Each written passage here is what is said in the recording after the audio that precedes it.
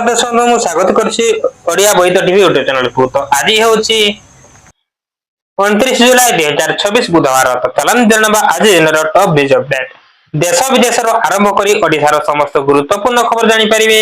सेति पई आपन मनकर रद वीडियो को शेष पर्यंत निश्चय देखिबे, चैनल को सब्सक्राइब करबे जहा द्वारा जेबे भी जेकोसी लेटेस्ट सूचना आपन माने हम चैनल माध्यम रे सर्वप्रथम पाई परिबे। तो चलंतु ना आ देरी न करी संपूर्ण खबर पर नजर पकाइबा। तो मन सूचना मिलछि आत्मनिर्भर पंचायत और समर्थ पोर्टल शुभारंभ। सूचना अनुसार पंचायतीराज एवं मत्स्य पशुपालन और दुग्ध उत्पादन मंत्री राजीव रंजन सिंह नयादिल्ली रे कृषि भवन में आयोजित एक कार्यक्रम में आत्मनिर्भर पंचायत कार्यक्रम और समर्थ पंचायत पोर्टल शुभारंभ करिसेंती। यह सहित पंचायत राज प्रतिष्ठान पर मॉडल एवं ओआर निजस्व राजस्व उत्सव नियम उन्मोचन करथिले। एबे अवसर में पंचायत उन्नति पीआईओ विकसित भारत पर तथ्य चालित प्रशासन लगी ई गवर्नेंस क्षेत्र में भारतीय पुरस्कार एनआईए भली 2026 अंतर्गत मंत्रालय पक्षर मिलित स्वर्ण पुरस्कार पर ट्रॉफी एवं प्रमाण पत्र केंद्र मंत्री को प्रदान कर दैथिला। पंचायत राज राष्ट्र मंत्री प्रोफेसर एसपी सिंह बाघेल, पंचायत मंत्रालय सचिव विवेक भरद्वाज एवं मंत्रालय अन्य वरिष्ठ अधिकारी माने मध्य एही कार्यक्रम उपस्थित थिले। एबे परवर्ती खबर वर्तमान जा सूचना मिलछि आज स्थलभाग छइछि गभीर अवपात, 3 जिल्ला रे रेड अलर्ट जारी। सूचना अनुसार उत्तर पश्चिम बंगोपसागर सृष्टि होइतिबा लघुचाप गभीर अवपात परिणत होउतिबा बेले यह आज स्थलभाग को छुइबो। पश्चिम बंग रे दीघा और हळदिया मझिरे स्थलभाग छुइबो। यार प्रभाव पश्चिम बंग प्रबल वर्षा होउछि। उत्तर ओडिसा रे मध्य प्रबल वर्षा होइछि। आज सकाळ 8:30 पर्यंत 3 जिल्ला रे रेड अलर्ट जारी कर दैछि। से जिला को होउछि मयूरभंज, सुंदरगढ़ और केंद्रचर। सेही परि 22 जिला को ऑरेंज वार्निंग जारी कर दैछि। एबे जा परवर्ती खबर जा सूचना मिलछि आहुरी 48 घंटा उत्तर और पश्चिम ओडिसा रे प्रबल वर्षिबो। सूचना अनुसार राज्य रे वर्षा लागि रहिछि। आहुरी 2 दिन उत्तर और पश्चिम ओडिसा रे प्रबल वर्षिबो। पाणीपाग पूर्वानुमान सुंदरगढ़, झारसुगुड़ा, बरगढ़, सोनपुर प्रबल अति प्रबल वर्षा होई पारे। यह बाद उत्तर और पश्चिम ओडिसा रे 12 जिल्ला रे प्रबल वर्षा नै सतर्क सूचना जारी होइछि।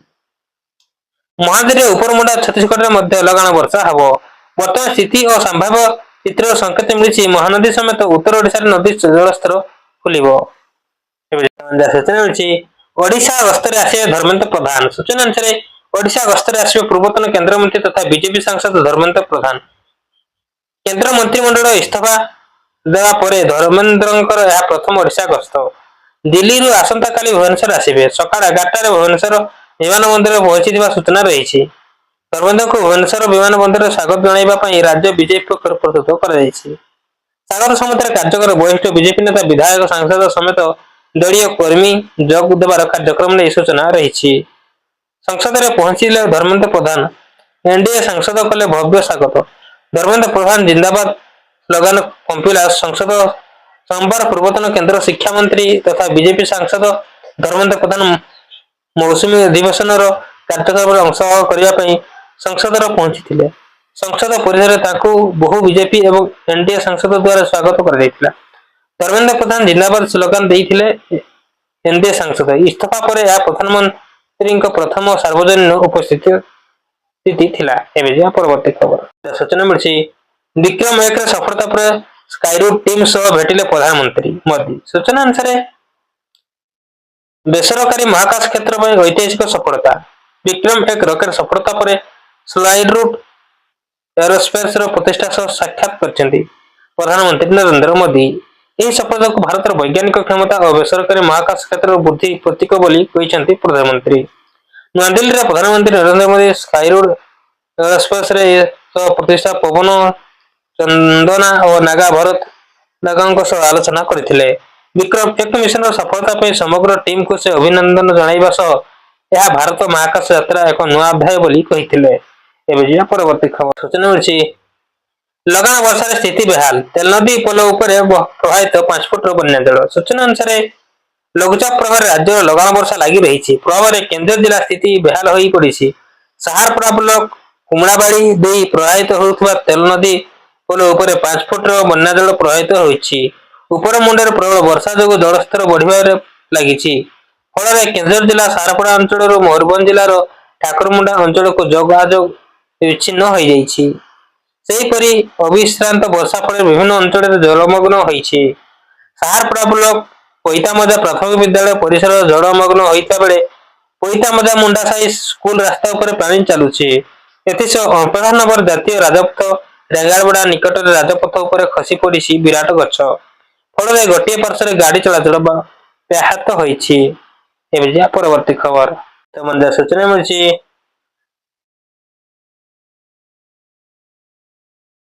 ରାମିଆଳ ନଦୀରେ ବନ୍ୟା ଜଳ ବୁଡ଼ିଲା ଐତିହାସିକ କପିଳାସ ଶିବ ମନ୍ଦିର। ସୂଚନା ଅନୁସାରେ ରାମିଆଳ ନଦୀରେ ବୁଡ଼ିଲା କପିଳେଶ୍ୱର ମନ୍ଦିର। ଲଗାଣ ବର୍ଷାରେ ଫୁଲିଛି ରାମିଆଳମ ନଦୀ। ଆଉ ନଦୀରେ ବଢୁଥିବା ଜଳସ୍ତର ସମ୍ପୂର୍ଣ୍ଣ ବୁଡି ଯାଉଛି।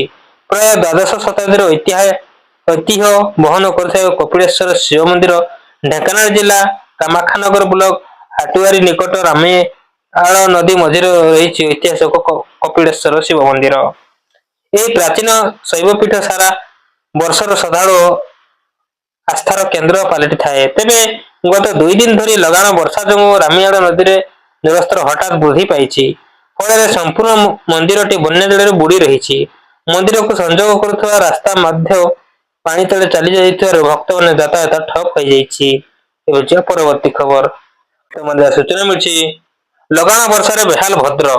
ଶାଳନ୍ଦୀର ବଢୁଥିବା ଜଳସ୍ତର ବଢିଲା ବନ୍ୟାର ଆଶଙ୍କା। ସୂଚନା ଅନୁସାରେ ଲଗାଣ ବର୍ଷା ଯୋଗୁଁ ବେହାଲ ଭଦ୍ରକ ସହର ପୁଣି ଶାଳନ୍ଦୀ ନଦୀରେ ବନ୍ୟା ପାଣି ବୃଦ୍ଧି ପାଉଥିବାରୁ ଭଦ୍ରକ ସହର ଭଦ୍ରକ ବ୍ଲକର ତଳିଆ ଅଞ୍ଚଳରେ ଏବେ ବନ୍ୟା ପାଣି ପ୍ରବେଶ କରିଛି। ଡ୍ରେନ୍ ବ୍ୟବସ୍ଥା ନଥିବାରୁ ଅଧିକାଂଶ ସ୍ଥାନରେ କୃତ୍ରିମ ବନ୍ୟା ଦେଖିବାକୁ ମିଳିଛି। ଭଦ୍ରକ ଜିଲ୍ଲାପାଳ ଦିଲ୍ଲୀପ ଭାରତୀୟ ବର୍ଷାକୁ ଦୃଷ୍ଟିରେ ରଖି ସମସ୍ତ ସ୍କୁଲ ଓ ଅଙ୍ଗନବାଡି କେନ୍ଦ୍ର ବନ୍ଦ ଘୋଷଣା କରିଛନ୍ତି। ଏବେ ଯିବା ପରବର୍ତ୍ତୀ ଖବର। ସୂଚନା ମିଳିଛି ଛାଡ଼ିବନି ବର୍ଷା ଫୁଲୁଛି ସବୁ ନଦୀ। 24 ଘଣ୍ଟା ସତର୍କ ରହିବାକୁ ଏହି ଜିଲ୍ଲାକୁ ଆଲର୍ଟ। ସୂଚନା ଅନୁସାରେ ବର୍ଷା ଲାଗି ରହିଛି। ଆହୁରି 2 ଦିନ ଉତ୍ତର ଓ ପଶ୍ଚିମ ଓଡ଼ିଶାରେ ପ୍ରବଳ ବର୍ଷିବ। ପାଣିପାଗ ପୂର୍ବାନୁମାନ ସୁନ୍ଦରଗଡ଼ ଝାରସୁଗୁଡ଼ା ବରଗଡ଼ ସମ୍ବଲପୁର ପ୍ରବଳରୁ ଅତି ପ୍ରବଳ ବର୍ଷା ହୋଇପାରେ। ଏହା ବାଦ ଉତ୍ତର ଓ ପଶ୍ଚିମ ଓଡ଼ିଶାର 12ଟି ଜିଲ୍ଲାରେ ପ୍ରବଳ ବର୍ଷା ନେଇ ସତର୍କ ସୂଚନା ଜାରି ହୋଇଛି। ମହାନଦୀର ଉପରମୁଣ୍ଡି ଛତିଶଗଡ଼ରେ ମଧ୍ୟ ଲଗାଣ ବର୍ଷା ହେବ। ବର୍ତ୍ତମାନ ସ୍ଥିତି ଓ ସମ୍ଭାବ୍ୟ ଚିତ୍ରର ସଂକେତ ମିଳିଛି ମହାନଦୀ ସମେତ ଉତ୍ତର ଓଡ଼ିଶାରେ ନଦୀ ଜଳସ୍ତର ଫୁଲିବ। ଅନ୍ୟପଟେ ଦିନକ ପରେ ପୂର୍ଣ୍ଣିମା ସମୁଦ୍ର ପାଣି ଟାଣି ନେବ। ଏବେ ଯିବା ପରବର୍ତ୍ତୀ ଖବର। ବର୍ତ୍ତମାନ ଯାହା ସୂଚନା ମିଳିଛି ରାଜ୍ୟରେ ପ୍ରବଳ ବର୍ଷା ସମ୍ଭାବନା। 9 ଜିଲ୍ଲାକୁ ରେଡ୍ ଆଲର୍ଟ 24 ଘଣ୍ଟା ସତର୍କ ରହିବାକୁ ନିର୍ଦ୍ଦେଶ। ସୂଚନା ଅନୁସାରେ ବଙ୍ଗୋପସାଗରରେ ଏବଂ ପଶ୍ଚିମବଙ୍ଗ ଉତ୍ତର ଓଡ଼ିଶା ଉପକୂଳ ସମ୍ବଲ ଅଞ୍ଚଳରେ ସକ୍ରିୟ ଥିବା ଗଭୀର ଅବପାତ ଗତ 6 ଘଣ୍ଟା ମଧ୍ୟରେ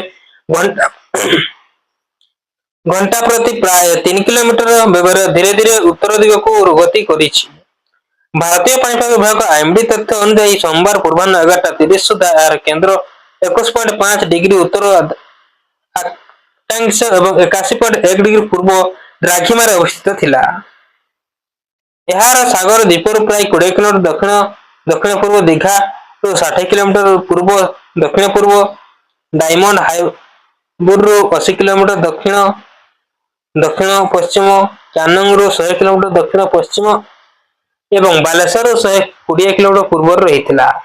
ତେବେ ଗଭୀର ଅବପାତ ଉତ୍ତର ଦିଗକୁ ଗତି କରି ସାରା ଦ୍ୱୀପ ନିକଟରେ ଦେଇ ବାଲେଶ୍ୱର ଓ କ୍ୟାନିଂ ମଧ୍ୟରେ ହଳଦିଆ ନିକଟରେ ପହଞ୍ଚି ପଶ୍ଚିମବଙ୍ଗ ଉତ୍ତର ଓଡ଼ିଶା ଉପକୂଳ ଅତିକ୍ରମ କରିବାର ସମ୍ଭାବନା ରହିଥିବା ପାଣିପାଗ ବିଭାଗ ପକ୍ଷରୁ ସୂଚନା ଦିଆଯାଇଛି। ପ୍ରଶାସନକୁ 24 ଘଣ୍ଟା ସତର୍କ ବଜାୟ ରଖିବାକୁ ନିର୍ଦ୍ଦେଶ ଦିଆଯାଇଛି। ଓଡ଼ିଶାରେ ପ୍ରବଳ ବର୍ଷା ନେଇ ଅନୁମାନ କରାଯାଇଥିଲା। ରାଜ୍ୟର 9ଟି ଜିଲ୍ଲାରେ ପ୍ରବଳରୁ ଅତି ପ୍ରବଳ ବର୍ଷା ନେଇ ଅନୁମାନ କରାଯାଇଛି। ସବୁ ଜିଲ୍ଲାରେ ରେଡ୍ ଆଲର୍ଟ ଜାରି କରାଯାଇଛି। ବୈଠକରେ ଅତିରିକ୍ତ ସ୍ୱତନ୍ତ୍ର ରିଲିଫ କମିଶନର ପଦ୍ମନାଭ ବେହେରା, ଯୁଗ୍ମ ସ୍ୱତନ୍ତ୍ର ରିଲିଫ କମିଶନର ସିଗ୍ନା ଚମ୍ପେତି ରାୟ ଏବଂ ଅନ୍ୟାନ୍ୟ ବରିଷ୍ଠ ଅଧିକାରୀମାନେ ଉପସ୍ଥିତ ଥିଲେ। ଏହା ଥିଲା ଆଜିର ମୁଖ୍ୟ ଖବର। ତେଣୁକରି ଭିଡିଓ ଯଦି ଭଲ ଲାଗୁଛି ଭିଡିଓକୁ ଲାଇକ୍ କରନ୍ତୁ, ଚ୍ୟାନେଲ ପାଇଁ ଯଦି ନୂଆ ତେବେ ସବସ୍କ୍ରାଇବ କରନ୍ତୁ ଆଉ ପାଖରେ ଥିବା ବେଲ୍ ଆଇକନକୁ ଟଚ୍ କରି ଅଲ୍ ଉପରେ କ୍ଲିକ୍ କରନ୍ତୁ ଏବଂ ଆପଣଙ୍କର ମତାମତ କମେଣ୍ଟ ବକ୍ସରେ ଆପଣ ମଧ୍ୟ ଜଣାଇବେ। ରହୁଛି ଜୟ ଜଗନ୍ନାଥ, ଜୟ ମା ଲକ୍ଷ୍ମୀ। ତ ସମସ୍ତଙ୍କ ଅନୁରୋଧ ଚ୍ୟାନେଲକୁ ସବସ୍କ୍ରାଇବ କରିଦିଅନ୍ତୁ, କାହିଁକି ନା ଆପଣଙ୍କ ସପୋର୍ଟ ବହୁ ମାତ୍ରାରେ ଦରକାର। ଆଉ ଏମିତି ଭିଡିଓ ଦେଖିବା ପାଇଁ ହେଲେ ତ ଆପଣ ଚ୍ୟାନେଲ ସବସ୍କ୍ରାଇବ କରିବାକୁ ହିଁ ପଡିବ, ଯାହା ଦ୍ୱାରା ସର୍ବପ୍ରଥମେ ଆପଣମାନେ ଆମ ନ୍ୟୁଜ ଜାଣିପାରିବେ। ରହୁଛି ଜୟ ଜଗନ୍ନାଥ।